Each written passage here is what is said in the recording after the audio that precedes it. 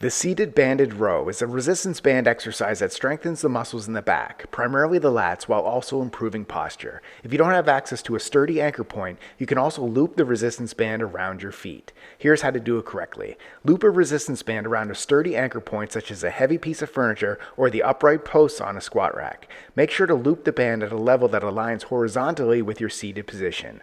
Grab the hands or ends of the resistance band with each hand and sit on the floor with your legs extended straight out in front of you.